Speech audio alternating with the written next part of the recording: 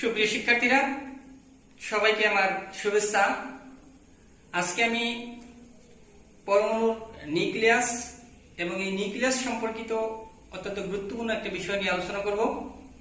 তোমরা জানো, মৌলের নিউক্লিয়াস থাকে কেন্দ্রে এবং এই কেন্দ্রেই থাকে পরমাণুর সকল ভর। আর কোন মৌলের ভর বা নিউক্লিয়াসের ভর বলতে মূলত কি বোঝায়? ওই মৌলে বিদ্যমান প্রোটন সংখ্যা এবং নিউট্রন সংখ্যার সমষ্টিকে মৌলের নিউক্লিয়াসের ভর বা নিউক্লিয় ভর বোঝায়। আজকে আমাদের মূল আলোচনার যে বিষয়টা তোমাদেরকে আমি আলোচনা করব এবং তোমরা এটা দেখবে, তা হলো অনেকেরই কাছে অনেক সময় একটা প্রশ্ন থাকে যে 1 চা চামচ নিউক্লিয়াসের ভর পৃথিবীর সমস্ত মানুষের ভরের সমান কি করে সম্ভব? আমরা সেই বিষয়টা গাণিতিক এবং তাত্ত্বিকভাবে অত্যন্ত সুন্দর করে আজকে শিখব।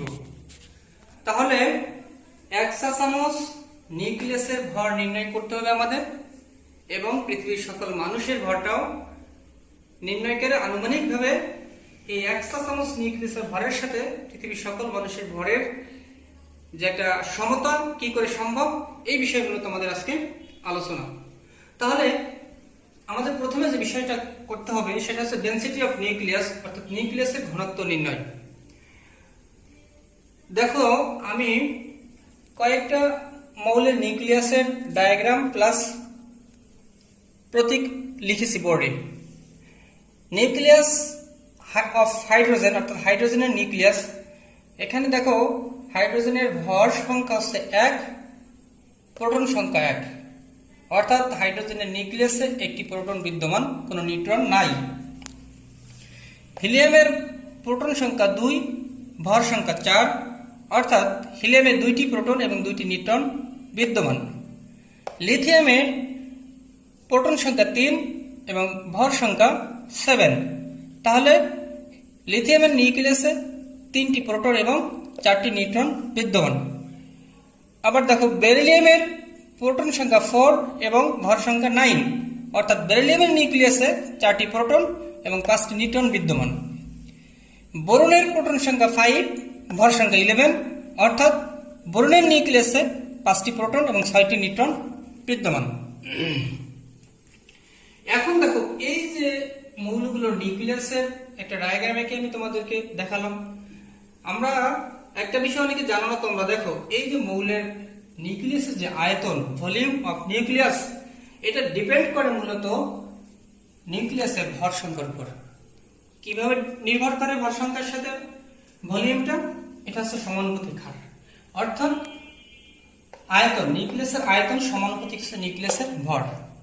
তাহলে এই গাণিতিক সমীকরণ থেকে আমরা ভি সমানুপাতিক এ লিখতে পারি, এবং আমরা জানি নিউক্লিয়াস যেহেতু গোলকাকৃতির, তাহলে নিউক্লিয়াসের আয়তন 4 আমরা জানি গোলকের আয়তন 4/3 পাই আর কিউব। তাহলে ভি এর পরিবর্তে 4/3 পাই আর কিউব লিখে এভাবে আমরা লিখতে পারি। তাহলে 4/3 পাই আর কিউব সমানুপাতিক এ লিখলাম। এরপরে দেখো, আমরা যেহেতু রেডিয়াস অফ নিউক্লিয়াস, অর্থাৎ নিউক্লিয়াসের ব্যাসার্ধ নির্ণয় করব, সেক্ষেত্রে আর কিউবকে বামে রেখে বাকি যে অংশটা আমরা ডানে স্থানান্তর করব, সেই অনুসারে 3 যাবে উপরে আর এই 4 আর পাইটা নিচে আসবে। এরপরে দেখো, আর কিউব সমান সমান আর not a, are not a, অর্থাৎ আমরা সমানুপাতিক ধ্রুবকের পরিবর্তে যে কনস্ট্যান্ট পাবো, এবং এই অংশটা টোটালটা মিলে একটা আর নট, একটা ধ্রুবক আমরা ধরেছি। এরপরে এই যে কিউবটা যখন আমরা উইথড্র করছি ডান পাশে, তাহলে কি হবে? 1/3 হবে। তাহলে আর নট 1/3, এ 1/3। তাহলে আমরা টোটালি এই সমীকরণটাকে লিখতে পারি আর ইকুয়াল আর নট, এই যে আর নট 1/3, যেহেতু 1/3 একটা গাণিতিক সংখ্যা, সুতরাং এই টোটালটাই একটা ধ্রুবক, এর সাথে এটাও একটা ধ্রুবক, তাহলে সম্পূর্ণটা ধ্রুবককে আমরা আর নট প্রাইম বলতে পারি। তাহলে আর ইকুয়াল টু আর নট প্রাইম এ 1/3, এই যে কনস্ট্যান্টের মান এটা ধ্রুবক, এবং তাহলে আর সমান আর নট প্রাইম এ টু দি পাওয়ার 1/3। এখানে আর নট প্রাইমের একটি নির্দিষ্ট মান আছে 1.2 ফেমটোমিটার, তোমরা জানো 1 ফেমটোমিটার ইকুয়াল টু 10⁻⁻15 মিটার। তাহলে 1.2 ফেমটোমিটারকে আমরা মিটারে স্থানান্তর করলে হবে 1.2 গুণ 10⁻⁻15 মিটার। তাহলে আমরা volume proportional number of mass অর্থাৎ নিউক্লিয়াসের আয়তন সমানুপাতিক নিউক্লিয়াসের ভর, এই গাণিতিক টার্ম থেকে আমরা নিউক্লিয়াসের ব্যাসার্ধের একটা সমীকরণ বের করলাম, সেটা হচ্ছে এই। এখন দেখো,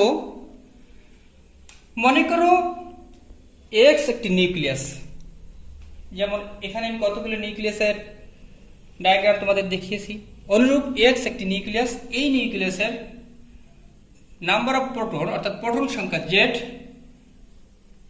নাম্বার অফ ম্যাস ভর সংখ্যা এ। এখন নিউক্লিয়াসের এই নিউক্লিয়াসটার আয়তনটা এরকম ভলিউম, আর তাহলে ব্যাসার্ধ কেন্দ্র থেকে এইটা আছে তার ব্যাসার্ধ। এখন এই নিউক্লিয়াসে যেহেতু জেড সংখ্যক প্রোটন, তাহলে নিউট্রন আছে কতটুকু? এ মাইনাস জেড, তাহলে এ মাইনাস জেড সংখ্যক নিউট্রন। এখন প্রোটন এবং নিউট্রনের যে ভর, এটা কিন্তু নিউট্রনের ভর প্রোটনের ভর অপেক্ষা সামান্য বেশি।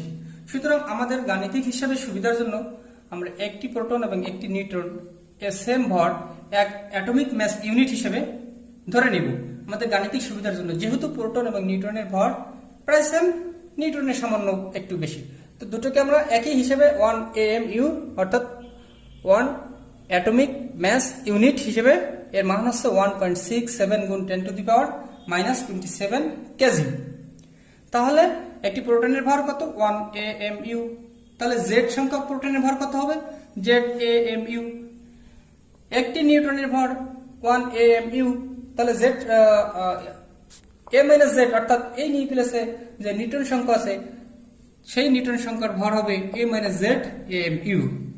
এখন টোটাল ভর, যেহেতু প্রোটন এবং নিউট্রনের যোগফল হচ্ছে টোটাল ভর, তাহলে এই জেড এর সাথে এটা যোগ করলে দেখো ক্যালকুলেট জেড জেড কাটা যায়, থাকে কি এ, এরপর এই অংশ যোগ করো, শুধু AMU থাকে।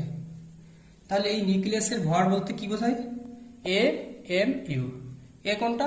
এ হচ্ছে এইটা, এখানে যা থাকবে। আর AMU বলতে কি বোঝায়? এক AMU সমান 1.67 গুণ 10⁻⁻27। তাহলে আমরা যে কোনো একটি নিউক্লিয়াসের ভর বলতে কি বুঝবো? যে নিউক্লিয়াসের ভর বলতে A সমান AMU, অর্থাৎ ওই নিউক্লিয়াসের ভর সংখ্যার সাথে 1 AMU গুণ করলে যে মানটা হবে ওইটা হবে একটা নিউক্লিয়াসের, সেই নিউক্লিয়াসের ভর। এখন আমরা দেখো, যেহেতু আমাদের নিউক্লিয়াসের ঘনত্ব নির্ণয়, তাহলে ঘনত্বের সূত্র কি? আমরা জানি ঘনত্ব ইকুয়াল টু ভর বাই আয়তন। আর নিউক্লিয়াসের ভর হচ্ছে কত? যে কোনো নিউক্লিয়াসের ভর হচ্ছে A1 AMU। এটা কি? এটা আছে 1 1 4 7 9 11, এর সাথে 1 AMU গুণ হবে। বিটা কি? যেহেতু নিউক্লিয়াসের আকৃতি গোলকাকৃতি 4/3 পাই আর কিউব, এই সূত্র আমরা পূর্বে অ্যাপ্লাই করছি, এখানে সেম সূত্র।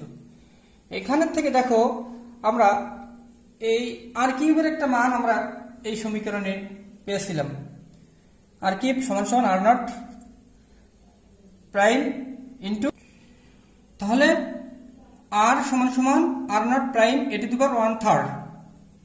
এই ইকুয়েশনের থেকে আমরা আর এর মানটা যদি আমরা এখানে পুট করি, দেখো তাহলে আর নট প্রাইম e⁻⁴ এর এই যে কিউব হোল কিউব, এটা পুট করলাম। এখন আমরা আমাদের এই হোল কিউবের মানটা যখন আমরা ব্র্যাকেটটা উঠিয়ে দেব, তখন এই যে আর নট কিউবের উপর কি হবে? একটা আর 1/3 এর সাথে এই হোল কিউবের 3 গুণ হলে শুধু এই হবে। এরপরে দেখো এই এর সাথে এই কাটা যাবে, থাকবে কি আমাদের 1 AMU ডিভাইডেড বাই 4/3 গুণ পাই এর মান আমরা জানি ধ্রুবক 22/7 গুণ আর নট এর মানটা কনস্ট্যান্ট, আমি আগেই বলেছিলাম যে কত আর নট এর মানটা আগেই জানি যে আর নট প্রাইম সমান 1.2 গুণ 10⁻⁻15 মিটার। তাহলে এই মানটা এবার আমরা এখানে দেখো রো সমান সমান 1 AMU এর মান কত? 1 AMU বাই 4/3 গুণ 22/7 গুণ r0 প্রাইমের মানটা এটা, অর্থাৎ 1.2 গুণ 10⁻⁻15 এর হোল কিউব। আর আমরা একবারেই 1 am এর মানটা বসাতে পারি, 1.67 গুণ 10⁻27 কেজি। তাহলে এটাকে ক্যালকুলেশন করলে যে মানটা হবে সেটা হচ্ছে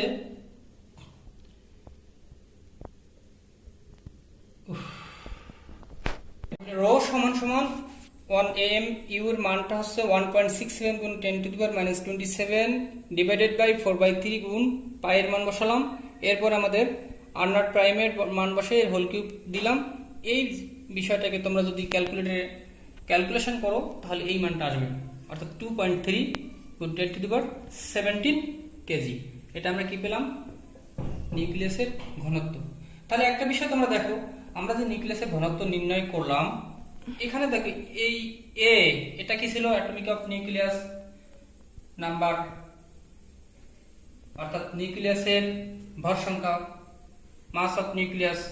এইটা নিচেও ছিল, এটা এভাবে এটা ক্রস হয়ে গেল, অর্থাৎ নিউক্লিয়াসের যে ঘনত্বটা সেটা এই ভর সংখ্যার উপর নির্ভরশীল নয়। নিউক্লিয়াসের ঘনত্বটা কিসের উপর নির্ভরশীল নয়? ভর সংখ্যার উপর। তাহলে আমরা এখন নিউক্লিয়াসের ঘনত্ব যেহেতু পেয়ে গেছি, আমরা এবার বের করব 1 চা চামচ নিউক্লিয়াসের ভর।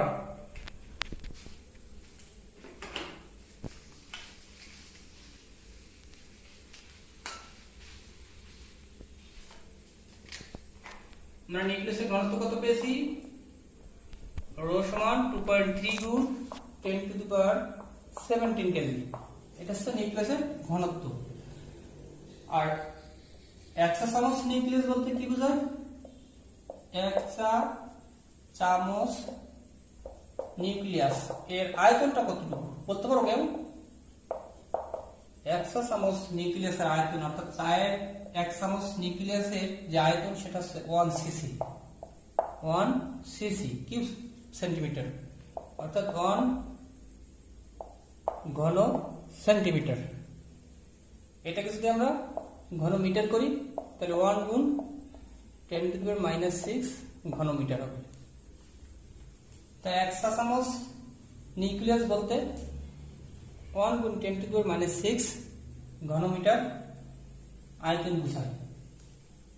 এখন আমরা 1 চা চামচ নিউক্লিয়াসের ভর অর্থাৎ ঘনত্ব rho equal to m divided by v, এখান থেকে আমরা m সমান সমান রো গুণ v। এই রোটা হচ্ছে কি? যে কোনো নিউক্লিয়াসের ঘনত্ব 2.3 গুণ 10⁻17। এই আয়তনটা হচ্ছে 1 চা চামচের 10⁻16।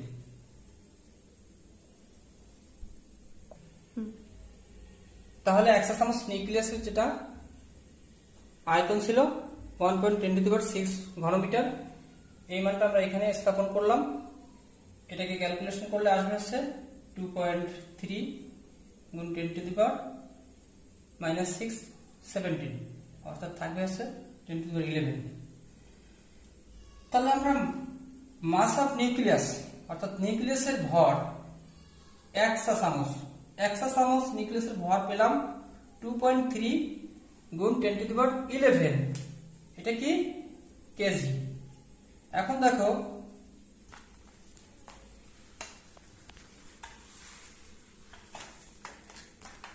যেহেতু 1 চা চামচ নিউক্লিয়াসের ভর 2.3 গুণ 10⁻11 কেজি, এর অর্থটা কি? এই 2.3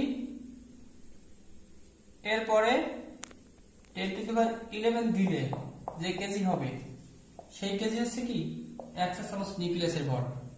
এখন তুমি যদি পৃথিবীতে 700 কোটি মানুষ মনে করো বর্তমান পৃথিবীতে আছে, এই 700 কোটি মানুষ শিশু থেকে বৃদ্ধ সকল বয়সের। সুতরাং এদের একটা গড় এজ যদি তুমি 30 কেজি মনে করো, তাহলে কাউন্ট করো, দেখবে যে প্রায় সেম। এখন বিজ্ঞানীরা যে 100 চামচ নিউক্লিয়াসের ভর, এই ভরটা কি বিশাল একটা ভর না? এই ভরটাকে পৃথিবীর সকল মানুষের ভরের সাথে কেন তুলনা করছে? অর্থাৎ পৃথিবীতে যত মানুষ আছে তাদের ভরটাও প্রায় এরকমের। এটা যে একদম সঠিক সেটা না, জাস্ট মানে একটা সামঞ্জস্য মান হিসেবে কম্পেয়ার করা হয়েছে। তাহলে যেহেতু 100 চামচ নিউক্লিয়াসের ভর এই বিশাল একটা, তাহলে আমরা বলতে পারি 100 চামচ নিউক্লিয়াসের ভর হচ্ছে পৃথিবীতে যত মানুষ আছে সকল মানুষের ভরের সমান। তাহলে একটা মানুষের কতটুকু নিউক্লিয়াস আছে? এটা অনেকের মনে এই প্রশ্ন জাগতে পারে, স্বাভাবিক। এখন পৃথিবীতে যা কিছু আছে, যত পদার্থ, মানুষ, সবকিছুতে পরমাণু দিয়ে গঠিত। সেই পরমাণুর একটি নির্দিষ্ট নিউক্লিয়াস আছে। তাহলে 100 চামচ নিউক্লিয়াসের ভর যদি এত হয়, আর আমরা পৃথিবীর এত মানুষ, তার মানে কি? বিষয়টা হচ্ছে, দেখো তোমরা যখন রাদারফোর্ডের পরমাণু মডেল পড়েছো, ওখানে যখন আলফা কণা বিস্ফোরণের মাধ্যমে পরমাণুর মডেল ব্যাখ্যা করেছো, সেখানে যে বিষয়টা ছিল যে পরমাণু কেন্দ্র থেকে নিউক্লিয়াস, তার মানে কি পরমাণুর আকারের বা পরমাণুর আয়তনের তুলনায় নিউক্লিয়াসের আয়তনটা অতি নগণ্য। আর সেই অতি নগণ্য জায়গায় থাকে টোটাল সেই পরমাণুর ভরটা। তাহলে যত বড় বৃহৎ বস্তু হোক, সেই বৃহৎ বস্তুর মূল সেন্টার পয়েন্ট, কেন্দ্রের যে নিউক্লিয়াস, সেই নিউক্লিয়াসটা থাকবে কেন্দ্রে এবং অতি ক্ষুদ্র নিউক্লিয়াসের আয়তন, আর সেই নিউক্লিয়াসের মধ্যে তার সমস্ত ভর কেন্দ্রীভূত থাকবে। সুতরাং পৃথিবীতে যত মানুষ বা বাই পার্সন হিসেবে প্রত্যেক মানুষের যে ভরটা, তার শরীরে যতটুকু নিউক্লিয়াস, সেটা এক নিউক্লিয়াসটার ভরটা কি তুমি যদি এখন আনুপাতিক ঐকিক নিয়মে বের করো, নির্দিষ্ট গড়ে একটা ক্যালকুলেশন করলে প্রত্যেক মানুষের শরীরে কতটুকু নিউক্লিয়াস আছে তা বের করতে পারবে। আসলে বিষয়টা হচ্ছে যে নিউক্লিয়াস, আমরা মানুষ অনেক একটা বড়, আমাদের অনেক ভর, তাহলে নিউক্লিয়াস অতি ক্ষুদ্র কেন? যেহেতু নিউক্লিয়াসের আয়তনটা অতি ক্ষুদ্র, কিসের তুলনায়? পরমাণুর আকার বা পরমাণুর আয়তনের তুলনায়। তাহলে আমাদের শরীরে যত পরমাণু আছে, যত তাদের যে আয়তন, সেই আয়তনের তুলনায় নিউক্লিয়াসের আয়তন কি অতি নগণ্য। এবং সেই অতি নগণ্য জায়গায় পরমাণুর ভরটা যেহেতু থাকে, সেহেতু 100 চামচ নিউক্লিয়াসকে যখন তুমি একটা চামচে রাখবে, এবং সেই নিউক্লিয়াসের ভরটা হবে এই বৃহৎ পরিমাণ। আশা করি তোমরা 100 চামচ নিউক্লিয়াসের ভর কেন পৃথিবীর সকল মানুষের ভরের সমান হবে এটা বুঝতে পেরেছো। আমরা বিভিন্নভাবে গাণিতিক ক্যালকুলেশন করে 100 চামচ নিউক্লিয়াসের ভর বের করলাম এত কেজি, যেটা পৃথিবীর সকল মানুষের ভরের প্রায় সমান। তো সবার সুস্বাস্থ্য এবং মঙ্গল কামনা করে আজকের মতো এখানেই শেষ করছি। সবাই ভালো থাকো। আল্লাহ হাফেজ।